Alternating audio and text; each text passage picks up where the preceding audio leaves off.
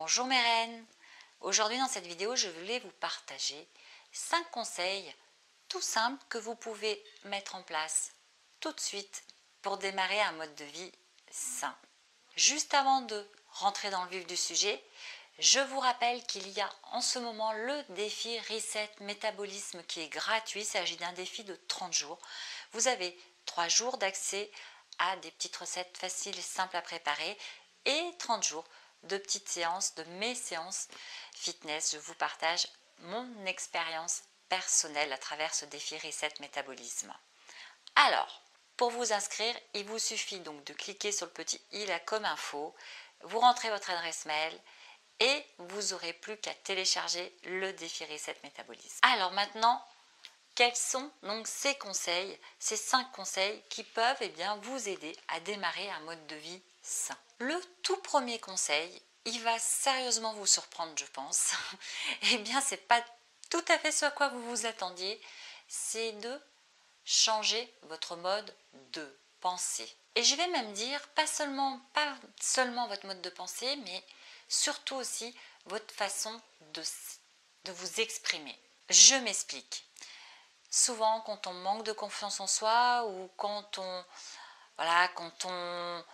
veut essayer, par exemple, de se mettre au sport, on a souvent des pensées qui viennent à l'esprit du style je ne suis pas capable, il est trop tard, je suis nulle et j'ai toujours été nulle, en sport, voilà. Je ne sais pas faire. Vous voyez, ce mode de pensée, cette façon de s'exprimer sur soi-même, qu'est-ce que ça génère chez vous? Ça génère forcément que du négatif. Ça va vous empêcher d'avancer. Ça va vous empêcher de tenter les choses. Ça va vraiment vous freiner. Alors, si au lieu de dire je suis nulle, je ne suis pas capable, je ne sais pas faire, c'est trop tard, si au lieu de cela, vous vous disiez pourquoi pas. Prenez-vous des modèles, il y a certainement, j'en suis sûre, autour de vous, des femmes qui bougent beaucoup,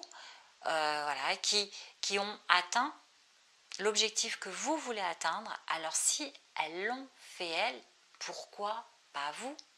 Qu'est-ce qu'elles ont de plus par rapport à vous?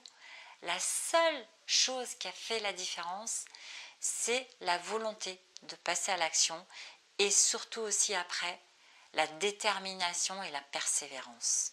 Ok? Alors je sais que je l'ai déjà partagé dans d'autres vidéos parce que pour moi c'est tellement important. Respectez-vous. Respectez-vous, restez bienveillante avec vous-même et dès que à l'esprit il vous vient le terme je suis nulle, je ne suis pas capable, je suis vieille, inversez ça. D'accord? Dites-vous plutôt que je suis nulle, dites-vous bon, pour le moment, je ne suis pas encore arrivée à le faire, mais je vais continuer. Et à force de le faire normalement quand même, en pratiquant régulièrement, en le faisant, je suis sûre qu'à force, en le répétant, je vais y arriver. Vous êtes capable. Nous sommes toutes capables. Alors forcément, on arrive avec bien nos bagages, avec notre vécu, nos histoires derrière, nos boulets des fois. Enfin voilà.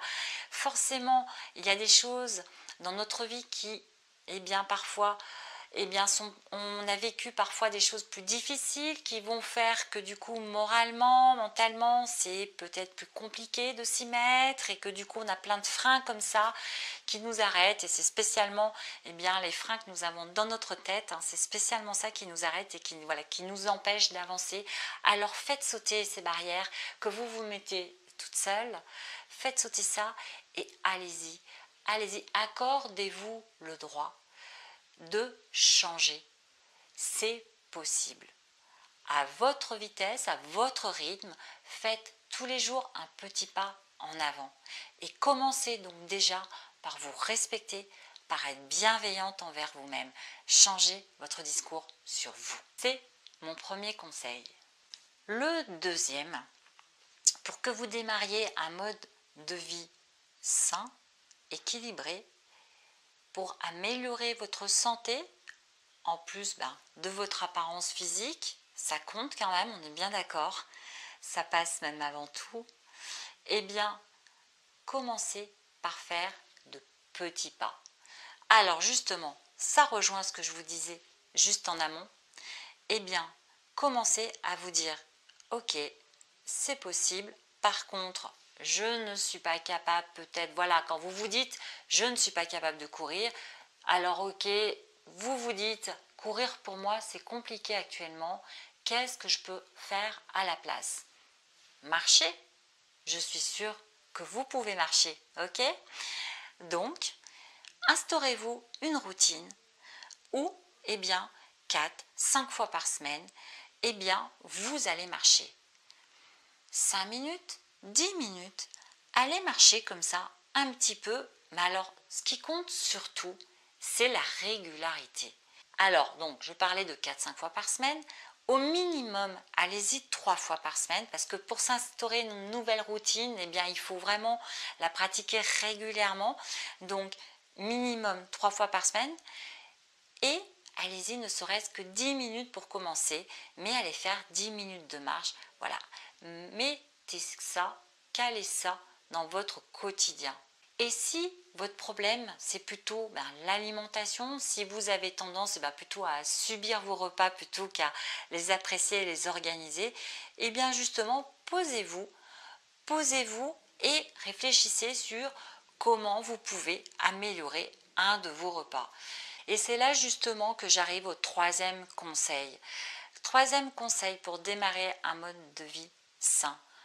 Planifiez et faites ce que vos séances fitness, que vos sorties de marche, que vos tours de vélo, que voilà, ce que vous souhaitez au niveau sport soit incontournable.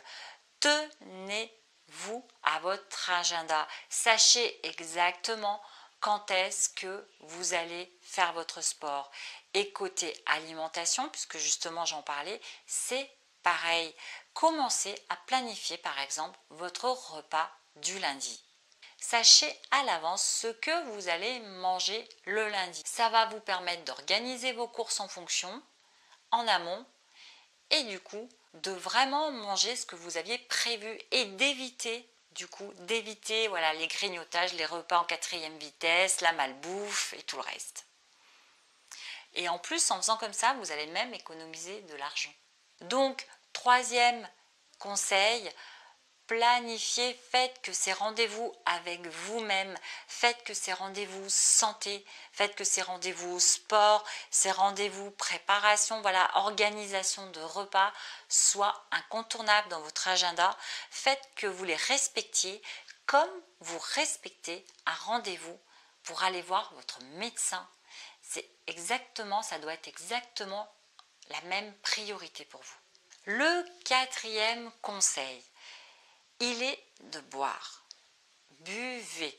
Voilà, j'ai justement fait une vidéo il n'y a pas longtemps sur la rétention d'eau et sur la peur de boire parfois parce que vous faites de la rétention d'eau peut-être ou je ne sais pas. Mais non, buvez. Vraiment, remplissez-vous votre bouteille d'eau, gardez-la devant vous et dès qu'elle est finie, votre verre d'eau, dès que c'est fini, eh bien remplissez-le à nouveau. Et si boire de l'eau au bout d'un moment, eh bien vous en avez vite fait le tour, rajoutez-vous dedans 2-3 tranches de citron frais par exemple, rajoutez-vous des fruits rouges, pourquoi pas, pour varier un petit peu, donner du goût à votre eau et donc buvez. C'est hyper important après la quarantaine d'hydrater son corps. Et que cela soit en été comme en hiver. Cinquième conseil, posez-vous et analysez ce qui fonctionne pour vous et ce qui ne fonctionne pas. Prenez le temps de voir quelles sont vos, on va dire, forces et faiblesses. C'est-à-dire que peut-être que vous êtes du genre à très facilement chausser vos baskets et à partir courir, marcher, faire du vélo, voilà, que c'est votre truc, mais que par contre, vous avez parfaitement conscience que votre alimentation, elle est complètement anarchique, que vous gérez rien du tout, ou que justement, vous avez pris l'habitude, par exemple, de boire de boire 2 verres de vin cuit le soir après le repas, ou en apéro par exemple, voilà, que tous les soirs vous prenez l'apéro avec les petits gâteaux apéro avec 2 verres de vin cuit par exemple, et donc du coup vous savez très bien que c'est ça qui vous coûte pour atteindre votre objectif, que c'est là où ça pêche chez vous, que vous avez du mal à vous passer de ça. Voilà, soyez objectif, vous savez très bien, j'en suis sûre, ce qui fonctionne pour vous et ce qui fonctionne pas très bien. Et à ce moment-là, eh bien, agissez tout doucement mais sûrement en modifiant ce qui fonctionne justement pas très bien. Un exemple, vous avez pris l'habitude de prendre l'apéro tous les soirs avant de dîner. En plus, là c'est l'été, donc petit verre de rosé, apéritif tous les soirs en terrasse, ça vous fait kiffer, c'est un moment convivial que vous appréciez vraiment. Ok, mais en effet, ce rythme-là, 7 jours sur 7, c'est pas simple, et je pense même que d'ailleurs vous devez vous sentir assez fatigué. Comment se passer d'un bon moment en fait, parce que c'est surtout ça, c'est le bon moment, voilà, c'est la décompression après le boulot par exemple, voilà, quand on a une journée un peu fatigante et tout ça, c'est une habitude qui est prise, qui est assimilée à je rentre de la maison et du coup je lâche tout et je me fais mon petit moment pour moi. Eh bien l'idée c'est de transformer ce petit moment, c'est-à-dire vous n'allez pas le supprimer, ça serait beaucoup trop de frustration. Donc si par exemple vous avez l'habitude de boire 2-3 verres comme ça pour l'apéritif, eh bien c'est déjà de commencer à en prendre qu'un seul. Et si vous continuez à prendre l'apéritif avec votre mari par exemple, avec une amie, voilà, que c'est une habitude qui est prise, eh bien c'est toujours un verre, et ensuite eh bien vous, si c'est à l'extérieur, c'est de l'eau plate, de l'eau gazeuse, voilà, vous pouvez très bien continuer donc à boire et continuer à passer un moment convivial avec un verre d'eau gazeuse dans les mains. Vous pouvez vous accorder votre premier verre, mais diminuer justement d'un verre déjà les habitudes qui sont prises. Pareil pour les gâteaux apéritifs, vous avez l'habitude de grignoter ces petits gâteaux apéritifs. Pourquoi pas transformer ces petits gâteaux apéritifs en apéritifs plus sain avec des légumes crus que vous pouvez tremper dans une petite sauce faite avec du yaourt grec, voilà, un peu de persil, de ciboulette, ce genre de choses par exemple.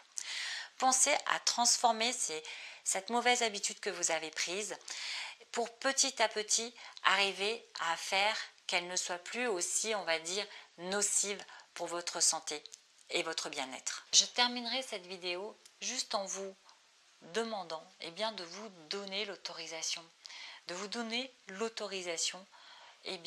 modifier les choses qui ne vont pas pour le mieux. Après, bien entendu, tout dépend de ce que vous voulez vraiment. À vous de choisir quelle est votre priorité.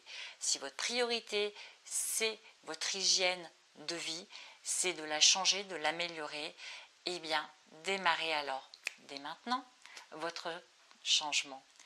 Si ça n'est pas le cas, si vous vous dites que vous n'avez pas le courage, voilà, que ça ne le fait pas de souci, mais surtout quand même, pensez au premier point de cette vidéo, réécoutez-le et restez toujours bienveillante envers vous-même. Mais réfléchissez tout de même juste à une petite chose. Réfléchissez, si vous ne changez rien, dans 10 ans, ce qu'il en sera, là où vous serez. Posez-vous juste cette question. Mon objectif, il est surtout pas de générer de la culpabilité.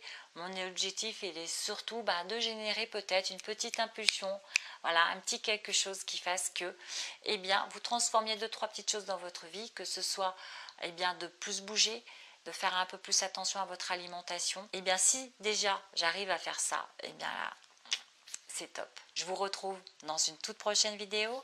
Merci à vous mes reines, merci d'être là. À tout bientôt. Bye bye.